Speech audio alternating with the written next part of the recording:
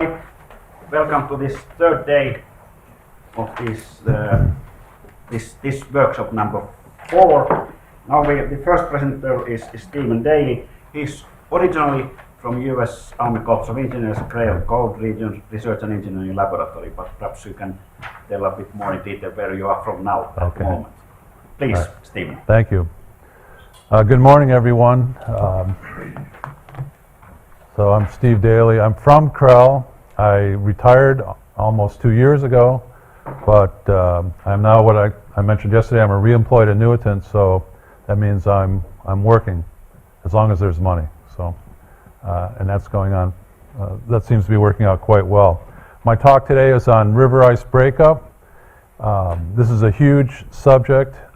When John first approached me to give this talk, I have to admit I turned him down, and he came back to me the second time. I thought this might be interesting for this audience, and I'm going to give you the big picture, and I'm also going to try and concentrate on what you may find interesting from the viewpoint of fracture mechanics.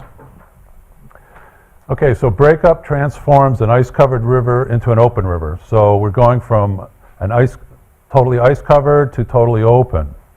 There's two main types of breakup that we're interested. One is thermal breakup. That's where there's no increase in discharge and the ice cover melts in place. I really won't be saying too much about that today. The other one is what we call mechanical breakup. In this, there doesn't have to be any deterioration of the ice cover, but there's an increase in discharge. This puts stress on the ice cover, and it causes cracks to form, and eventually it leads to ice motion. So with the idea of mechanical breakup, it's important to remember that we're talking about a stationary ice cover, something happens to it, and then it starts moving. That's mechanical breakup. We're interested in breakup particularly because when the ice starts moving, it may not move forever, but it can stop and lead to the formation of breakup ice jams, which can cause a lot of flooding, cause shoreline damages, and really in the U.S. can cost millions of dollars of damage every year. Now, most river ice breakups fall somewhere between pure thermal and pure mechanical. Oftentimes there's some deterioration and then the ice cover breaks up. This map shows the location of where ice jams have occurred in the continental U.S., and it's color-coded here. Where the red dots are, there's more than 10 ice jams, and so you can see that ice jams are fairly common in the U.S. every winter. We have something at Krell known as the Ice Jam Database, and we're keeping track of that. Right now we have more than 16,000 entries. Now, it doesn't mean that every one of these ice jams there was loss of or damages or anything like that, but it is a location where an ice jam was recorded. And they're mostly in the what we call the northern tier of the United States, northern states, but you can see ice can be carried down the Mississippi River and lead to ice jams surprisingly far south.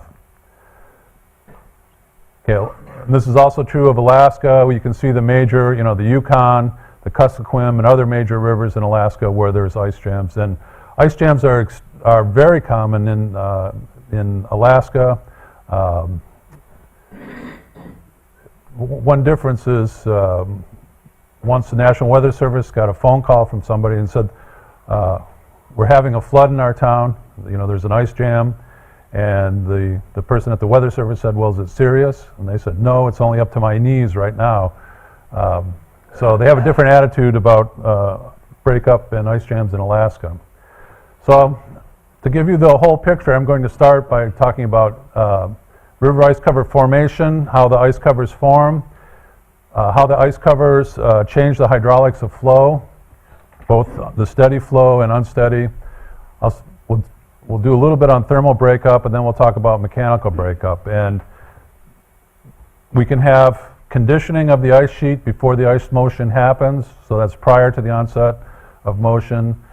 There are several different ways that the ice cover gets set into motion, and then we get this really interesting phenomena where the water that's essentially kept in storage by the ice sheet is released, and so the breakup can be reinforcing, and we can lead to self-sustaining waves that can travel for hundreds of kilometers.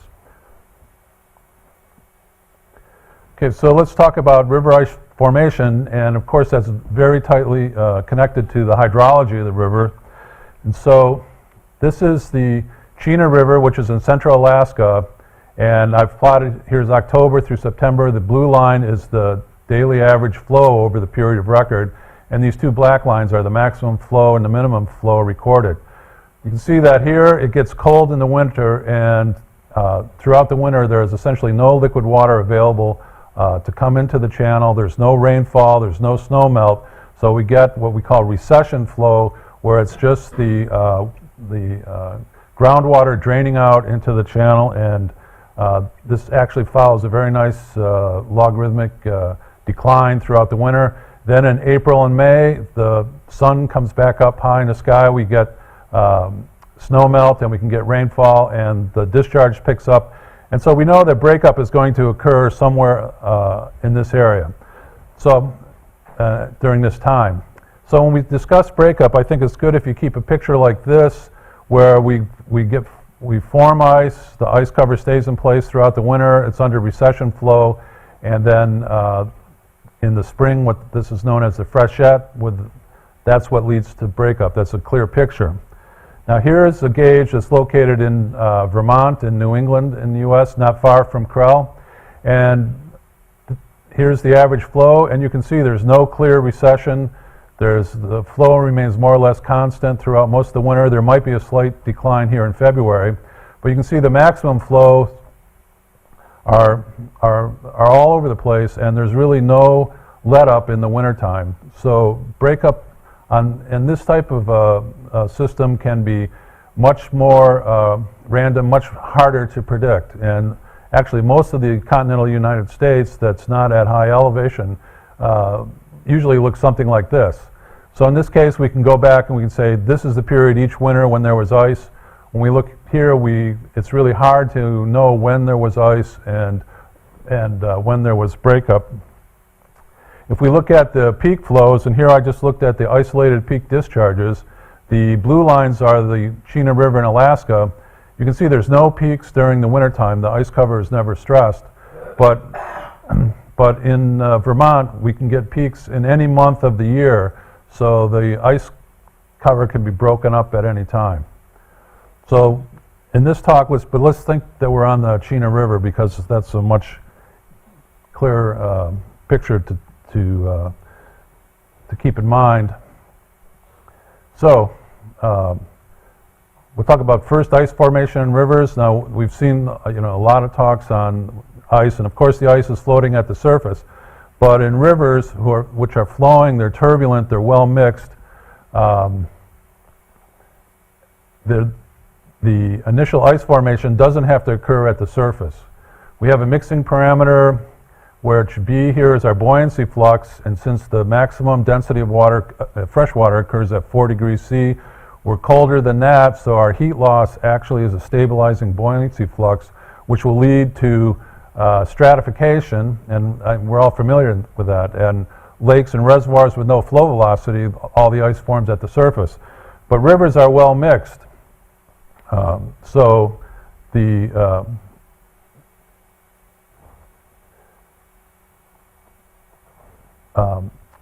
the well-mixed region extends from the surface down to the bed. The other thing to remember is that there's really a thermodynamic barrier to ice nucleation. As soon as the water reaches 0 degrees C and it's possible for ice to exist, we don't see ice right away. In fact, rivers just continue to cool, and they can become supercooling. They can become supercooled. So we think that the ice starts by seed crystals that fall from outside the river and are introduced into supercooled water, and that's what starts the ice production process in rivers. The supercooling it's ubiquitous. It leads to ice formation throughout the depth of the flow. So we have ice that's being formed in the turbulence, and this ice is termed frazzle ice. The supercooling levels aren't very large. They're always less than 1/10 of a degree C and usually just a few hundredths. When we have supercooled water, ice can adhere to anything. So if you have an intake, you're trying to withdraw water, ice will build up on your intake trash rack and block it off. But ice will adhere to the substrate, and then we can get formation of anchor ice. Anchor ice has an enhanced heat transfer due to a large relative velocity between the flow and the anchor ice, so that will tend to grow. But anchor ice has a limited residence time in the channel typically. Here's some images of fragile ice crystals as they grow. They're growing in turbulence, so the turbulence suppresses all gradients around the outside of the crystal, and so the a-axis, the fast growth, is around this outer edge, and because there's no gradients, it grows as a more or less perfect disk. But we don't often see perfect disks. The fragile ice flocculates together, it can sinter together, and so we get larger masses like this, and then soon we'll lose the distinct shape of these ice crystals, and we'll end up with essentially what we call fragile slush. Now this is an apparatus that was shooting photographs underwater through cross-polarized lenses, and here's a crystal that actually got hung up there and stayed, and we know that there's gradients formed and the surface went unstable, and we can see dendrites forming. But as long as the crystals are kept in turbulence, they'll tend to grow as these perfect disks. But fragile ice very quickly leads to anchor ice, and here's examples of anchor ice, which is ice buildup on the bottom. This is in the Great Lakes, which can be made turbulence by their winds, and the actual habit or growth habit of the anchor ice can differ in different locations. This is on a small creek in Wyoming, and we can see sediment has been deposited in the anchor ice. And this is on a stream in Alaska. And the anchor ice isn't deposited uniformly, but it can build up as ice dams, and then we have water flowing at ice weirs and icings when the water flows on top of the ice cover. So the anchor ice residence time is an important concept, I think. The anchor ice lasts only as long as the flow remains supercooled. Remember, it requires supercooling for the ice to be adhered to the boundary. Once the supercooling ends, the ice will tend to release. And there was a recent set of observations made in Canada, and 161 anchor ice formation and release events, 98% of the anchor ice accumulations completely released on days when the supercooling ceased. So the anchor ice was formed during the night. When the sun came up, the solar radiation, the heat flux into the water was more or less positive, which warmed the water up and caused the anchor ice to release. Now we can have, so this is what we term ephemeral anchor ice. This is very common. It can last longer, synoptic, if there's long cold weather. It may last for several days. But even if we don't get a positive heat flux in, once we get the formation of a surface ice cover, the viscous energy of the flow, combined with the fact that the ice cover is now insulating the surface, tends to end the supercooling, and so then the anchor ice will come up. So this is actually a movie on the Peace River. They're standing on a bridge looking down, and here's a anchor ice deposit, and the sun has come up. It's early morning, but you can see that the anchor ice is starting to release from the bottom. And I think it took a long time before people interested in river ice processes realized how common, how ubiquitous anchor ice is, and how ephemeral it is on the bottom. We'll watch this just for another.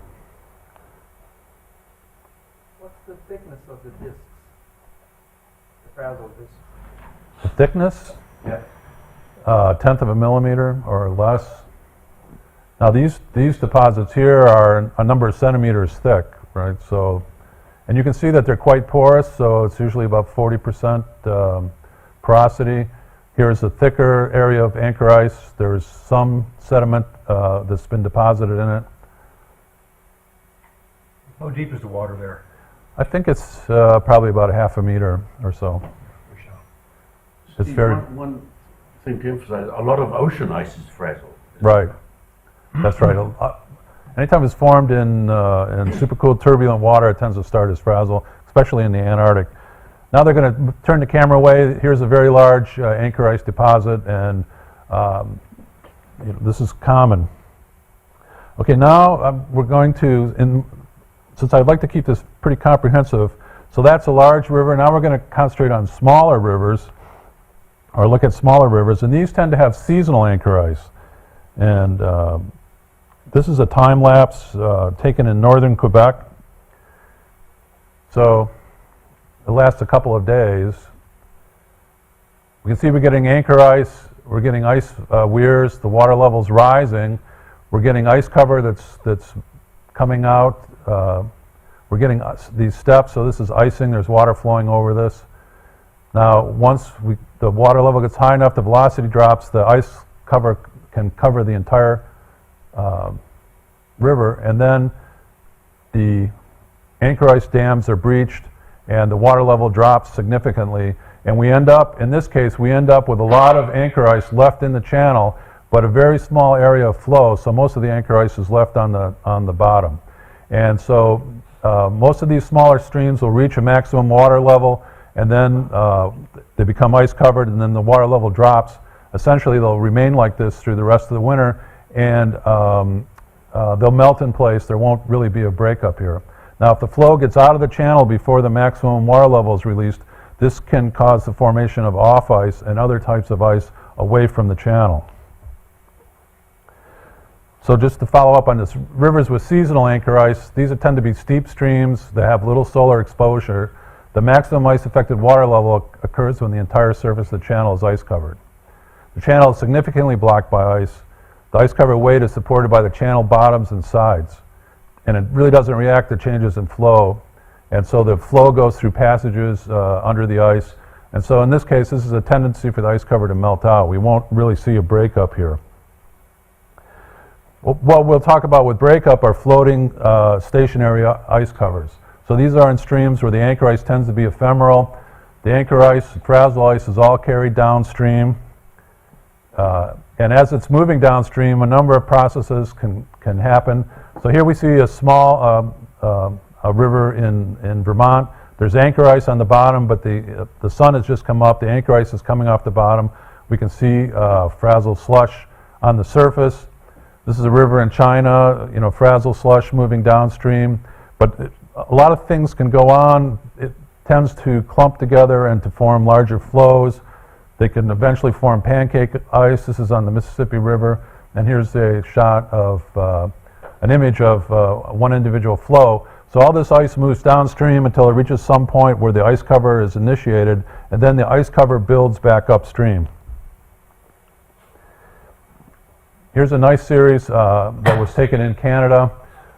Here we're looking upstream. We can see the ice moving downstream. We're getting close to the leading edge, and we can see the the concentration of ice is building up. Now we're looking downstream. The ice cover has really initiated this lake downstream. The ice cover is building up. So here's the stationary ice cover, and here's all the ice that's arriving at the what we call the leading edge of the ice cover.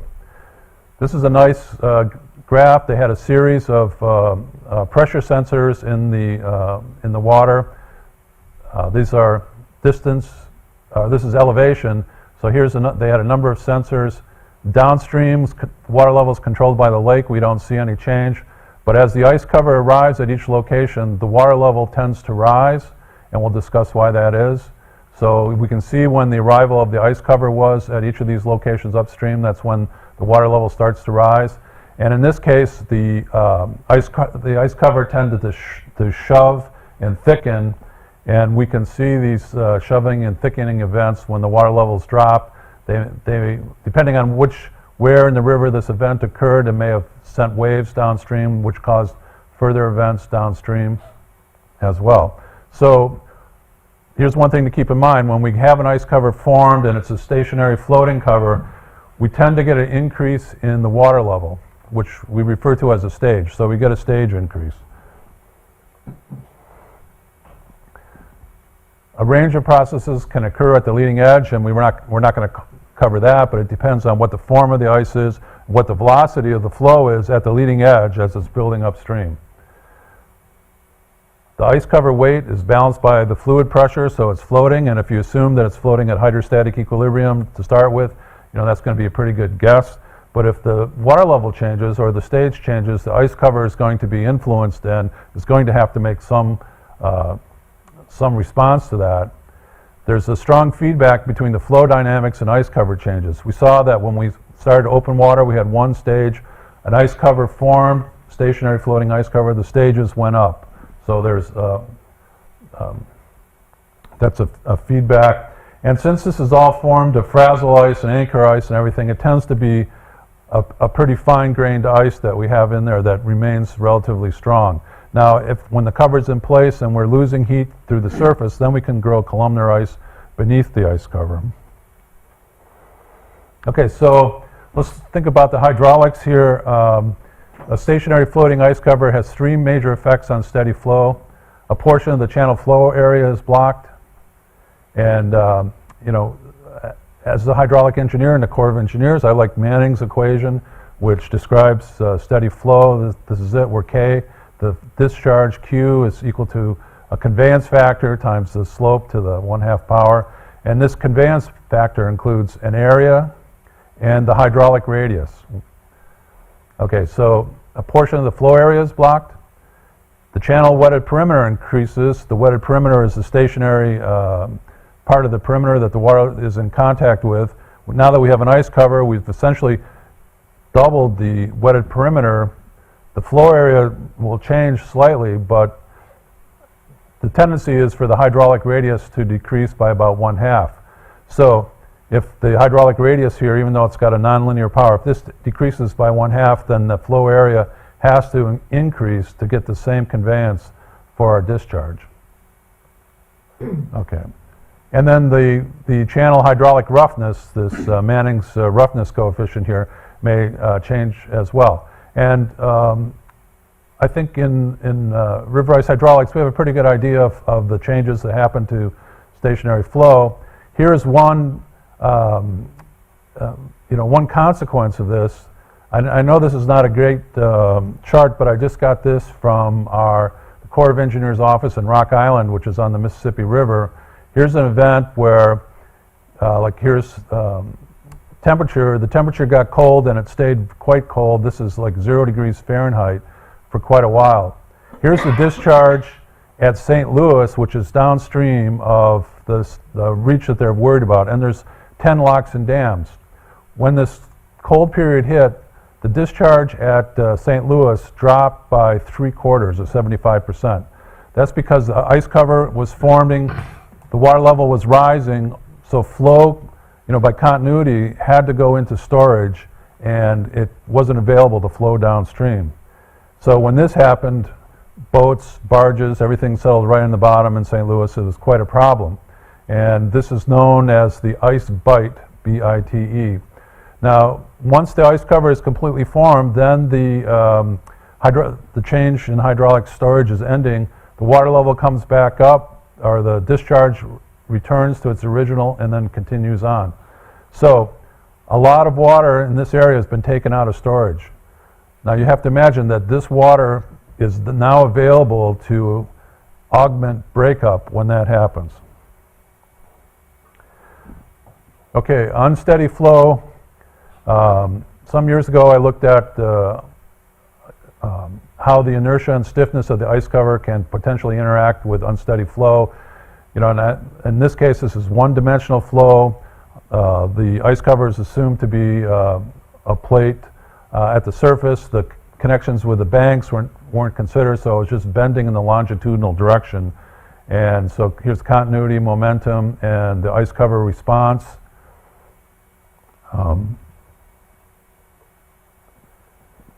And here's the results. This is the wave celerity versus the wave number for very long waves, or relatively long waves.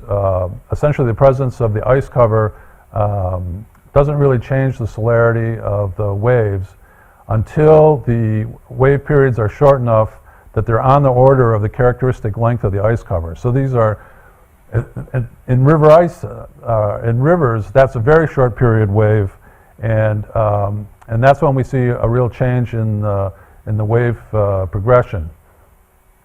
So, ice-affected wavelengths are on the order of the characteristic length of the ice cover.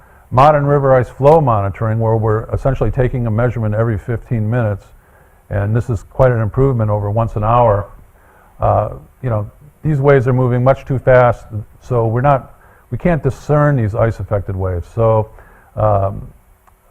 and all waves attenuate as they propagate downstream. We saw that yesterday. Since we have an imaginary part, we can see about waves attenuation. Okay, so let's sum up ice cover formation. So we're talking about floating stationary ice covers with the ice cover weight balanced by the fluid pressure. There may be some connection to the channel banks, but generally the rivers are large, so the connection to the banks is a minor part, though it may play an important role later. The ice cover has to react to changes in stage. There's a feedback between the flow dynamics and the ice cover. After freeze up, the hydraulic storage requirements are satisfied, and then we'll go into essentially recession flow, or whatever the flow is. We'll see a transient at the time of ice formation. Water will go into storage, and then everything will continue as before, but now we have water in storage that's available to augment breakup. It's a fine-grained ice, very often snow-covered, and we can have some thermal growth. Okay, so this is my one slide on thermal breakout. So every river in the world pretty much either melts out or it'll break up, and oftentimes we don't know which is which, and we're generally hoping that it will be a thermal meltout because there'll be no motion of the ice in general, and the ice cover will melt out. So these are some images of ice covers that are melting out. What happens is that there's some melting at the surface, the snow cover albedo drops, we get melting, we get water on the ice surface, then the albedo really drops and it absorbs solar radiation. We get some open leads that also the albedo here is very low, so these can warm up, and then all this contributes to the ice cover melting away. And since the ice cover gradually melts away, any water that's left in storage is just gradually released, and it's usually not a problem. This is a river in Vermont. This is right in April. It was quite a severe winter. This is just a few years ago, and people were really worried about breakup and ice jams forming. But when we saw rivers that look like this, water on the surface, melt, open leads on the sides, I was pretty confident that it was going to melt out. Okay, so let's talk now about mechanical breakup. The main driver of mechanical breakup processes is the flow discharge hydrograph. How does the flow change before breakup occurs? And if you're familiar with rivers, there's a lot of variability in how the runoff occurs each spring. And this contributes to a large variability in how breakup's going to occur.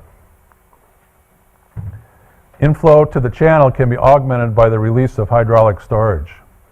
This release has more impact in steeper streams, but self-sustaining waves can be formed, and this can clear long reaches, hundreds of kilometers rapidly of ice, and we'll talk about that. Also, if ice jams form, which are relatively short length but large blockages of ice, if they release, this can be significant, and the jam release can release what's jam waves, which our colleague Spiros Belto calls javes. So mechanical breakup. Prior to the onset of ice motion, there can be conditioning. Increase in flow causes increase in stage, and this is due to rain or snow melt. First, we get longitudinal cracks formed parallel to the channel banks, and then widely spaced transverse cracks, and transverse means across the channel. Now, this conditioning does not have to occur necessarily, but eventually we'll get ice motion in this breakup. And, it seems quite chaotic, but we can identify two general types of breakup. One is support breakup, where it's the failure of the bank support zone, and the entire sheet is forced downstream, and it moves as a large mass all at once. Or we can get what's sometimes referred to as strength breakup, where the ice cover fragmentation takes place at smaller scales, and we can actually see a rubble front form that moves down the channel. Once the ice is in motion by whatever means, the channel ice begins to move, there's feedback with the flow. As long as the ice cover is stationary, the hydraulics of the channel knows it's there. Once the ice cover begins to move, it no longer exerts an influence on the hydraulics as long as it's moving with the average velocity. And so all that water that was in hydraulic storage then can be released. Once it begins to move, it fractures very quickly into smaller and smaller pieces, and then we get an ice run. Okay, longitudinal cracks. We can imagine ice cover frozen across the channel. It's connected to the banks. You know, these are either fixed or hinge connections. And you know, this is like a beam on an elastic foundation. This problem's been considered quite a while, for quite some time. And we get a result that looks like this. If the river is relatively wide, and this is non-dimensional distance relative to the characteristic length of the ice, we'll get two places where the stress is largest that are near each bank and are parallel to each bank. If the river is narrow, we'll get a single stress maximum that will occur in the center of the channel. And so we can, this is a pretty straightforward calculation. And this is exactly what we see in narrow channels, and here's a relatively narrow channel. We have one crack going down the center of the channel. Now here the water level has come up, you know, we see some flooding on either side and a single crack. This is, we're looking upstream on Ryrie Creek in Idaho, and here the Corps of Engineers is releasing water to conduct a test, and the ice cover is rising, and we can see there's flooding on both banks where the ice cover is connected. And I've highlighted where the cracks are, and here we have, in this area we have one center crack and then it bifurcates, and then here we have two edge cracks, longitudinal cracks on both sides of the channel. So we've essentially gone from narrow to kind of a wide condition here. Okay, so we can get longitudinal cracks, we can also get transverse cracks, and you know, most channels, river channels are not straight, they have curves, and by the very fact that they're curved, we can get what's termed horizontal bending. Now the water surface is not horizontal, it's sloped in the downstream direction, but you know, usually the slope is so small that we refer to it as horizontal bending. And so, you know, we can look at the stresses that are being applied to the ice cover, and because it's curving around the bends, we can exceed the strength of the ice cover at some widely and form widely spaced cracks. We can also get a very long period flood wave that comes in, which bends up the cover. Now this is an elevation shot, and this long period flood wave moving in will also cause cracks to form. So this is an example of a river. This is the Thames River. Oh, but not in England, in Ontario. And the river is breaking up here. We have hinge cracks, or longitudinal cracks along both shores that are now flooded. And we do have some very widely spaced transverse cracking. Now, even though this river is, you know, maybe its connection to the bank is gone, it's broken up, there's still geometric constraint to moving around these curves, so it may take a additional increase in flow before it starts moving. Okay, now we can talk about these past ice motion support breakup. So here's our channel. This is that freeze up. This is the cross section. We have an ice cover that's frozen from shore to shore here. But now we're going into our recession flow. The water level drops and we get an ice cover that follows the stage, though you know, it's frozen to the banks, So we may get longitudinal cracks formed at this time. So it's very common to see river ice covers with longitudinal cracks that form relatively early in the season. Now the water comes up during breakup and the ice cover is lifted. There's open water on both sides. There's no connection left to the banks. So we can imagine that this ice cover could start to move because there's no resistance.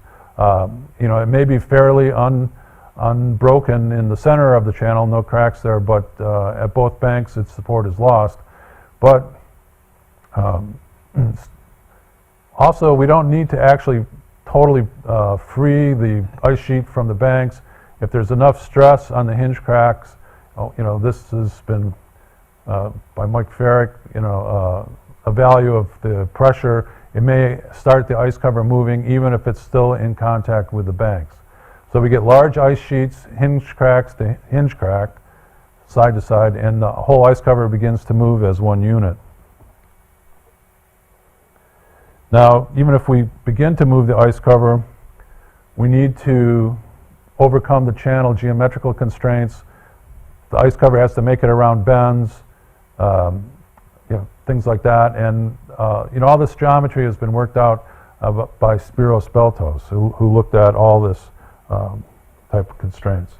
But eventually then the ice cover will begin to move, and once it starts to move, the water and hydraulic storage will be released, and that'll augment the flow, and eventually then we'll get the channel cleared of ice.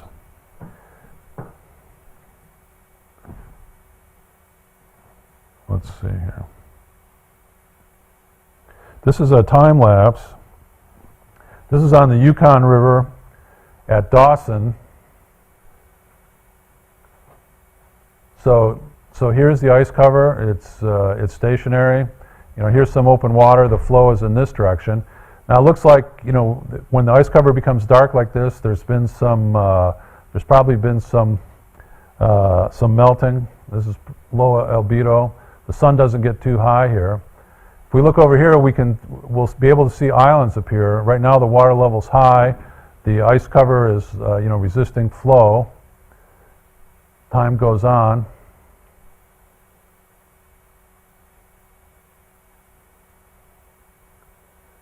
Let's keep our eye over here and here too.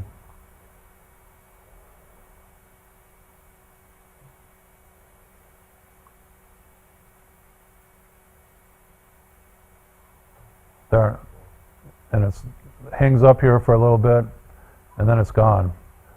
The water level drops. Now we can see the form. Here comes some ice from upstream. We can see like islands are forming here, so the water level's dropping. So all that water that was held back so here's a large island here. So ice cover was resisting the flow. Once it started moving, then it released the flow.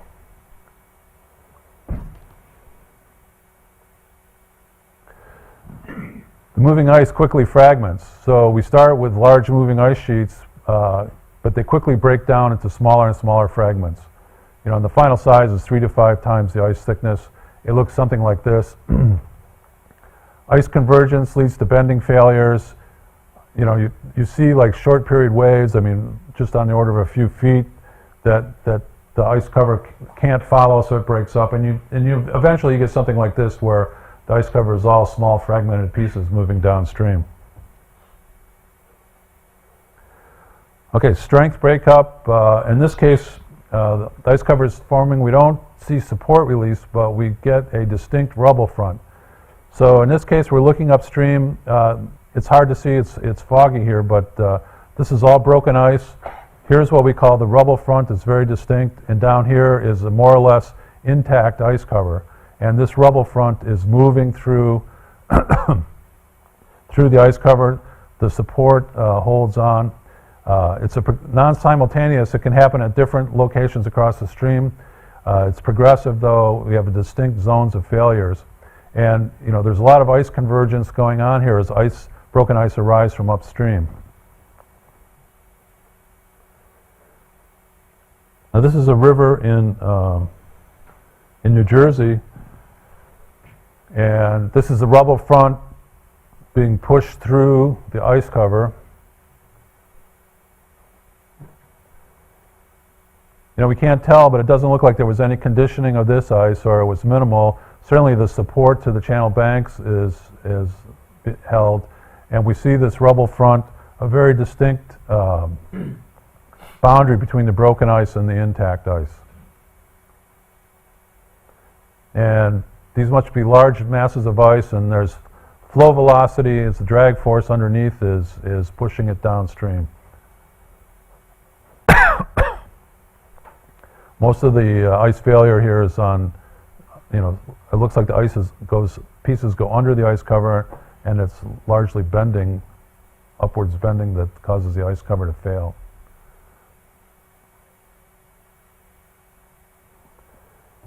Okay. Okay, so we've talked about ice cover breakup, and now let's say a little something about the breakup augmented by the release of hydraulic storage. So if we have an ice jam, like one area where the stage changes very rapidly, the ice is holding back the water, these jam waves or javes can be released when the ice jam releases. Javes they attenuate as, like all river waves, they attenuate as they go downstream. So these are waves created by flow impounded by ice jams, and this seems to be effective in rivers with small slopes. They can form ice jams, the ice jams break up, more ice cover is broken downstream to a certain distance, the jam can reform, and this can happen a number of times. We also have looked into, when I say we, I mean all ice engineers have looked at self-sustaining waves as well. And the interest in this came up because it was seen, especially in Canada, that large areas of the river could be cleared quite quickly. For example, on the Yukon River, 450 kilometers a day of ice cover were broken up and set in motion. So this is about 5.2 meters per second that moved for this long distance. It's hard to understand if the waves are all attenuating, why the wave didn't attenuate away. Here's some other rivers, the Hay River and Peace River. Again, very long distances cleared in a single event. And it must be that storage release can compensate for the natural attenuation of the wave, rendering it a self-sustaining wave. So as the ice cover breaks up, it releases this flow, which offsets the attenuation, so we can get a more or less self-sustaining wave that can travel long distance. This was first brought up in the 80s, and here and recently, Martin Jasek at British BC Hydro has looked into it. And now we have sophisticated numerical models like Hung Tao has developed that people can use to investigate this. This was the original diagram of how this self-sustaining wave worked. It was a breaking front went through that broke up the ice cover in more or less relatively large pieces, and then the rubble front followed it, and this breaking front and self-sustaining wave could travel for long distances because as the ice cover was broken up, it released storage flow, which then contributed to the breakup. A more recent drawing by Jasek shows the breakup front looking like this, where the, pretty much similar, but the ice pieces here are not so nice and rectangular. When I have to admit, I was very influenced by this when I first saw it. This looked just like Vernon Squire's waves propagating into an ice sheet and breaking it up very regularly. As well, this does not really look like that so much. But now we have models that are model self-sustaining waves. The CRISP model has been used that Hung Tao developed. And we think of a prismatic channel of constant slope and constant initial discharge covered by an ice cover. So we've got a long channel. This is like a numerical experiment. So we start with a channel that's ice covered. The ice dislodgement and breaking occurs at a specified discharge, the Q breaking. Now notice we're not specifying the exact conditions that cause the ice cover to fracture because we really don't know what they are. But we'll say that if this QBR is exceeded, then the breakup occurs. And they saw in their models when the inflow exceeded Q breakup, the wave became self-sustaining after an evolutionary period. So this model was able to, handle the release from storage, and they could get a distinct front of constant celerity moving downstream. And it's, interestingly enough, it's inversely proportional to the ratio of this Q breakup to the initial flow Q0. So if Q breakup is just slightly above the pilot discharge or the base flow, the breakup proceeded much faster than if it's much larger than that.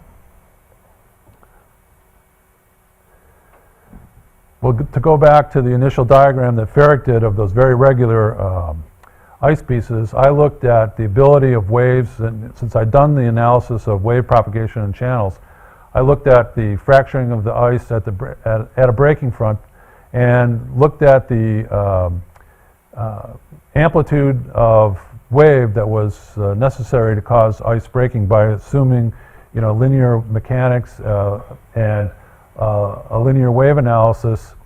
And it's very clear that the minimum amplitude occurs right at a wave period that's right at the characteristic length of the ice cover. So relatively short period of waves. So, my idea was that as the breaking front progressed, as the hydraulic storage was released, short period waves would propagate ahead and break up the ice cover. Now, unfortunately, these waves have never been detected, and some people have looked for them and haven't found them, and it's kind of like this is not really accepted as what causes the ice cover to break up, but the question is open as to what fractures the ice cover in this process.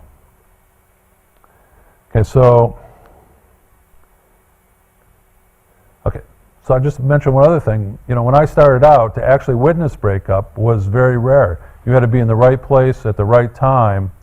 But now on YouTube, you can just look for river ice breakup, and you can find lots of movies of people have taken it. So all these videos I'm showing, not all of them, but like for example this one, I just found on YouTube. This is on the Gallatin River in Montana.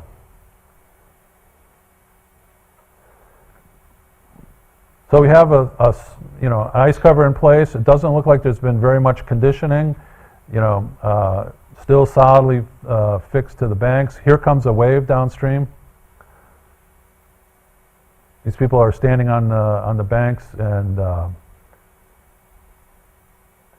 have the sound turned off. But they say that there was no dam release upstream. There was nothing where they saw the ice being held back, and they don't understand where this release came from. Well, I think it's obvious. The ice cover broke up, and it's the storage release under the ice cover for many kilometers. At this point, it had been traveling about 25 kilometers, and it came through this area and went downstream. So you can see that we went from solid ice cover to breakup very quickly.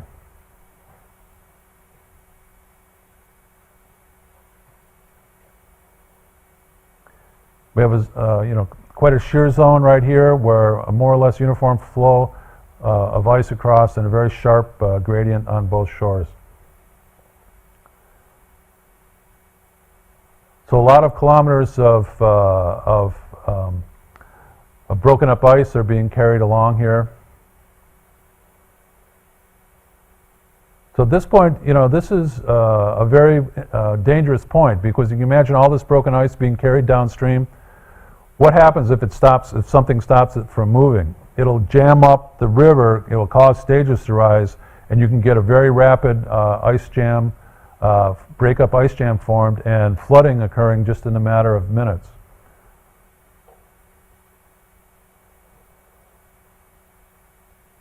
More than one video on YouTube of that. Yeah, of this one event, maybe not. Not everybody puts it on YouTube though. I know. Okay, so the ice cover is going downstream. There was no reported ice jam flooding here. After these ice runs, we end up with shear walls. Here's an individual. This is on the Yellowstone River in Montana.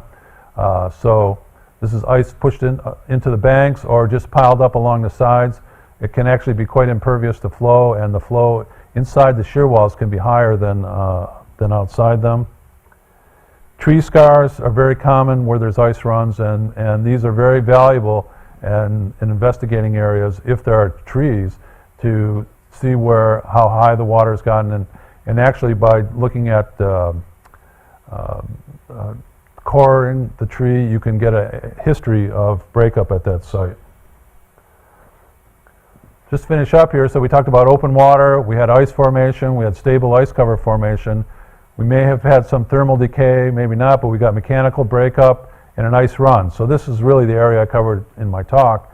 But now we have an ice run. At some point, the ice flow transport capacity is exceeded. If that moving ice runs into sheet ice that doesn't break up, that'll tend to stop it, and we can get an ice jam there. Once this transport capacity is exceeded, then we get a breakup jam and flooding. So I can finish up here. I'll just say, instrumentation is really improving. This summer I saw a number of videos of river ice taken from drones, which most graduate students seem to just love to send up. Actually, at CREL, since we're the Army, we need to have a certified pilot and 6 months approval time to fly drones, so we're not really using them. Remote sensing, satellite remote sensing is becoming more important. It hasn't really contributed that much to breakup science, but I don't think it's really been exploited to the degree it could be. I think we need more physical insight into the breakup process, what actually causes the ice cover to break up. Modeling ice-water interaction. We do have very nice models like Hung Tao's CRISP model, but for people working in water resources, they really have no tools outside a model like that to looking at this. We won't even talk about forecasting breakup. Generally, when we forecast breakup, we try to forecast what is the discharge is going to be, and we just assume that if the discharge is high, it'll lead to breakup. Okay, and with that, I'll finish my talk. Thank you. Thank you, Stephen, for very interesting and I'd say illuminating sort of talk. Anyway, some comments, questions. Bob. I just wondered if there had been any attempts at engineering the phenomenon, like trying to control regions where ice built, to try and smooth out the process along a river so you don't have critical places where there's big buildups and failures. Like to grow, to cause the frazzle to collect somewhere where it normally wouldn't have. I would say yes. Okay, so we do put in structures that will collect frazzle ice and cause an ice cover to form. And almost every town that has a breakup jam form in their town, what they'll go out and do, if they want to do anything, they'll go out and they'll weaken the ice there. So when the breakup run comes, it'll pass through their town and then go to the next town downstream. But they've fixed the problem. All they do is have to have a good lawyer because there's going to be lawsuits about that. Very thoughtful.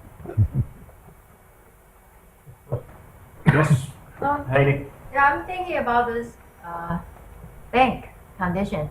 You have hinged or you have fixed. Fixed, all right. But it must be somewhere in between, and it must have something to do with the frozen condition between the soil and the ice cover. Right. I wonder if anybody is investigating that. Is that important? I don't know anybody that's actually gone in the field to investigate it, but models have been developed that say this crack is X% fixed and X% hinged, and looked at the effect between fixed and hinged. I mean, we really can't say what it's going to be at this point. So, and I don't think anybody's looking at that.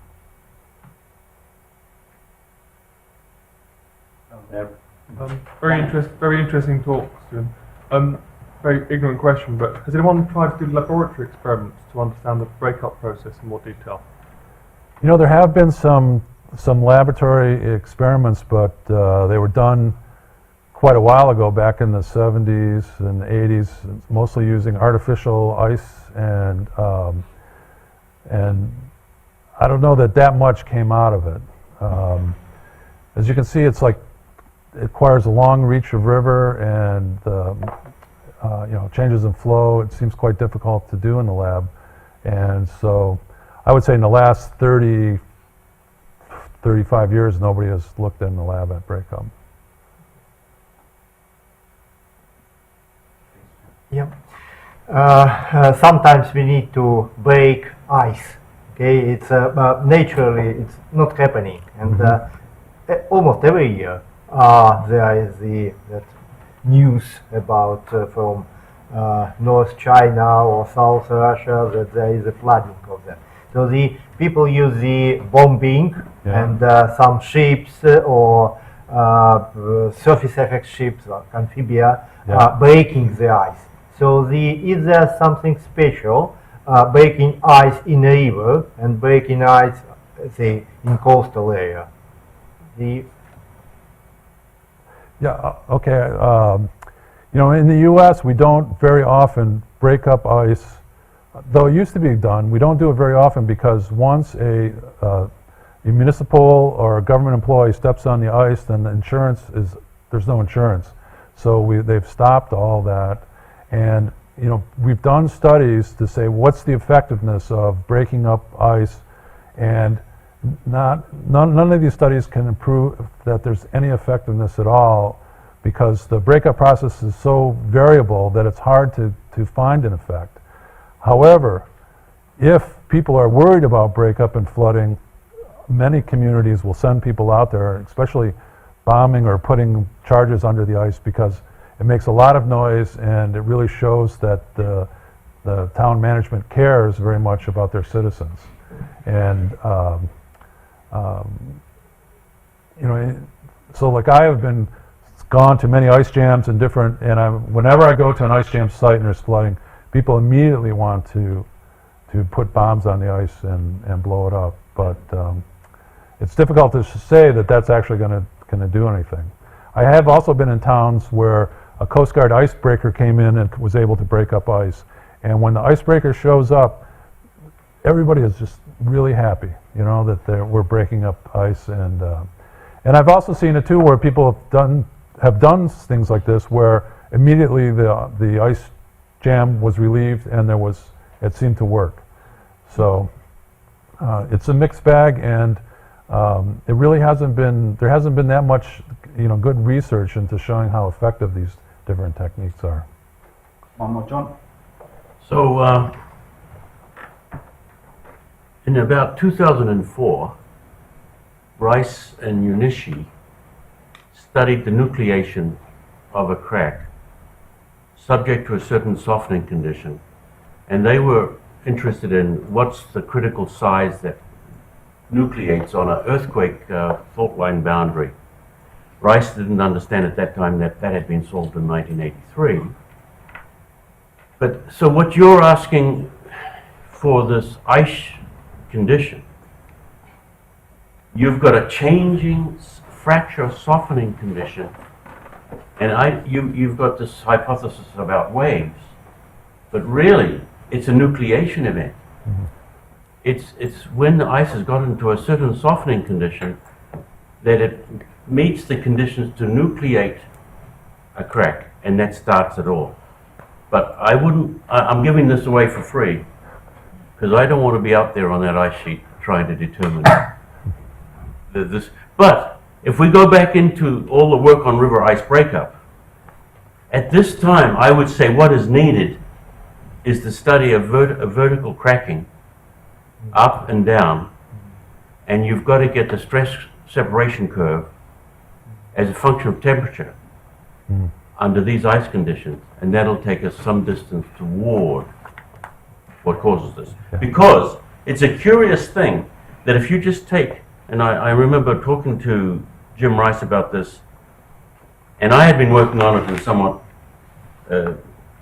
impressed by the thoroughness of the Rice and Unishi paper.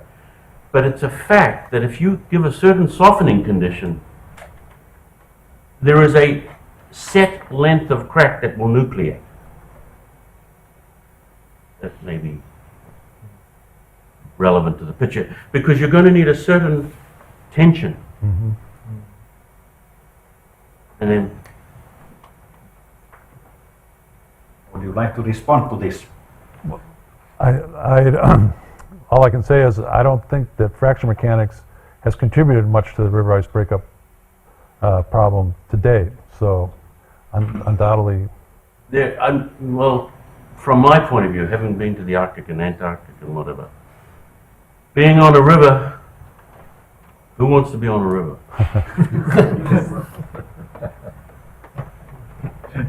Thank you anyway. Thank you. The second